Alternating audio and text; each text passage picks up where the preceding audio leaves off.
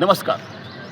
अलीकडे कौटुंबिक प्रकरणं मेंटेनन्ससाठी महिला न्यायालयात खूप धाव घेत आहे. त्यांना BNSS 144 जो CRPC 125 होता, या व्यतिरिक्त domestic violence section 24 of Hindu marriage act याप्रमाणे मेंटेनन्स मागता येतं आणि बऱ्याच वेळा काही मॅटर कोर्ट तिन्ही ठिकाणी मेंटेनन्स देऊन टाकतो. अशा काही कितीतरी केसेस घडलेल्या आहेत. मेंटेनन्सची केस ज्या वेळेला कोर्टात येते महिलेची, तर त्याला काही सेक्शनमध्ये प्रोव्हिजन्स दिलेली आहे, काही इन्ग्रेडियंट्स आहे. 144मध्ये रिफ्यूज टू निग्लेक्ट अशी डेफिनेशन आहे. पण बऱ्याच वेळा असं निदर्शनास येतं की लोअर कोर्ट हे काही बघत नाही. ती वाईफ आहे, तिला मेंटेनन्स देऊन टाका, असा सर्रास प्रकार चालू आहे. त्याच्यामुळे काही फारसा पुरुषांना न्याय मिळत नाही असं दिसतं आहे. वरच्या कोर्टात गेलं तरी तशीच परिस्थिती आहे. त्याच्यामुळे काय मेंटेनन्स CRPC जो आहे BNSS 144 याच्यामध्ये काही गोष्टी दिलेल्या आहे की जे इसेन्शियल्स आहेत. यामध्ये ती महिला आहे, ती जर ऑडल्ट्रीमध्ये राहत असेल तर तिला मेंटेनन्स देऊ नये असं आहे. पण हे लोअर कोर्टात किती आपण सांगितलं तरी कोर्ट काही त्याचं मानत नाही असं मला दिसत आहे. त्यानंतर जर ती तिच्या संमतीने माहेरी गेली असेल आणि परत आलीच नाही, बऱ्याच बायका डिलिव्हरीला माहेर जातात, परत येतच नाही, तो काहीतरी त्यांना आपल्याकडे राहणं आवडत नाही, म्हणजे ती स्वतःहून गेली असेल, रिफ्यूज टू निग्लेक्ट, स्वतःहून ती जर रिफ्यूज केला असेल आपल्याला तर तिलाही मेंटेनन्स देऊ नये.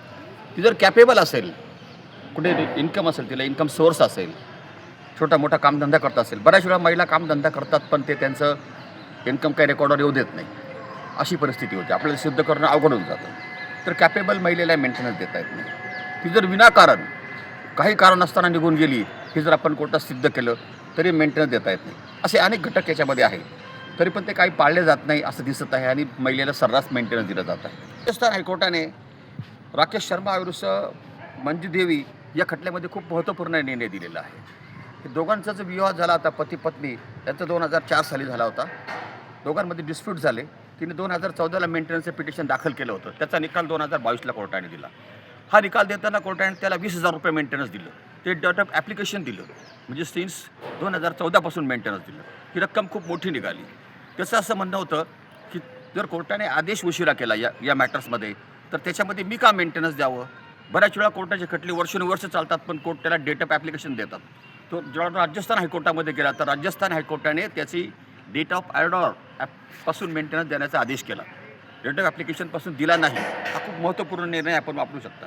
आता मुंबई उच्च न्यायालयाने नुकताच एका निर्णयामध्ये डिसिजन दिलेला आहे मेंटेनन्सच्या मॅटरमध्ये.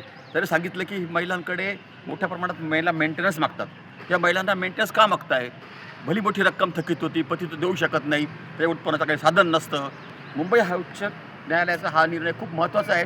त्याचं म्हणणं आहे महिला एक प्रकारे खंडणी वसूल करताय पतीकडून. हा खंडणी हा शब्द या जजमेंटमध्ये वापरण्यात आलेला आहे.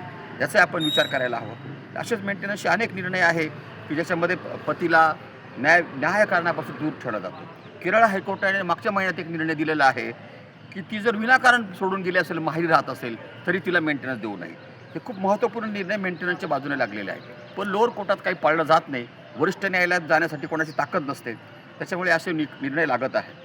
पति अगर लंबे समय से पत्नी से बात नहीं कर रहा है या किसी बात को लेकर दोनों के बीच में विवाद हो गया है, बातचीत बंद हो गई और ऐसे में अगर पत्नी आत्महत्या कर लेती है तो इसे आत्महत्या के लिए उकसाने का आरोप नहीं माना जाएगा. इस पर किसी तरह का मुकदमा नहीं बनता है. जी बिल्कुल आप सही सुन रहे हैं, ये मैं नहीं कह रही हूं, ये सुप्रीम कोर्ट का कहना है.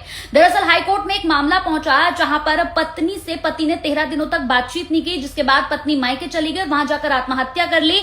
इस पूरे मामले पर लड़की के घर वालों ने लड़के के ऊपर, उसके घर वालों के ऊपर यहां पर मुकदमा दर्ज करा दिया कि पति की ओर से पत्नी को उकसाया गया था.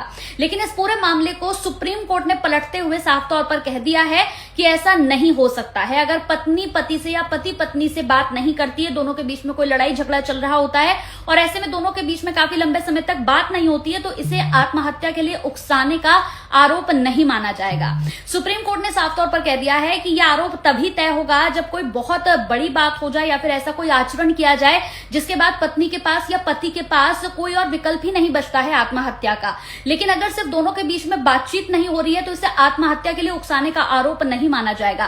3 साल की सजा इस पूरे मामले में हाईकोर्ट की ओर से सुनाई गई थी, जिसे सुप्रीम कोर्ट ने पूरी तरह से पलटकर रख दिया है। यानी अब जितनी भी पत्नियां हैं, अगर वो सोचती हैं कि काफी लंबे समय तक पति से बात नहीं हो रही और ऐसे में अगर कोई भी गलत स्टेप उनकी ओर से उठाया जाता है, तो लड़की के घर वाले साफ तौर पर सुन ले कि ऐसे में आत्महत्या के लिए उकसाने का आरोप नहीं बनता है, मुकदमा दर्ज नहीं होगा। अब मेंटेनेंस नहीं मिलेगा अगर लड़कियां सिर्फ ये एक गलती करती हैं तो। सुप्रीम कोर्ट ने क्या कहा है, ध्यान से सुनना। और इस वीडियो फीक के केस में सुप्रीम कोर्ट ने ऑब्जर्व किया कि लड़की का डीएनए हुआ थर्ड पर्सन का है, इसलिए उसको मेंटेनेंस नहीं अलाउ किया गया। सिर्फ का कहीं एक्स्ट्रा मैरिटल अफेयर चल रहा है तो तुम कोर्ट से डीएनए कराने का परमिशन ले सकते हो। अगर परमिशन अलाउ हो जाती है और पता लगता है कि बच्चा तुम्हारा नहीं है, एक्स्ट्रा मैरिटल अफेयर से हुआ है, तो वाइफ तुमसे उस बच्चे के लिए मेंटेनेंस नहीं ले सकती है।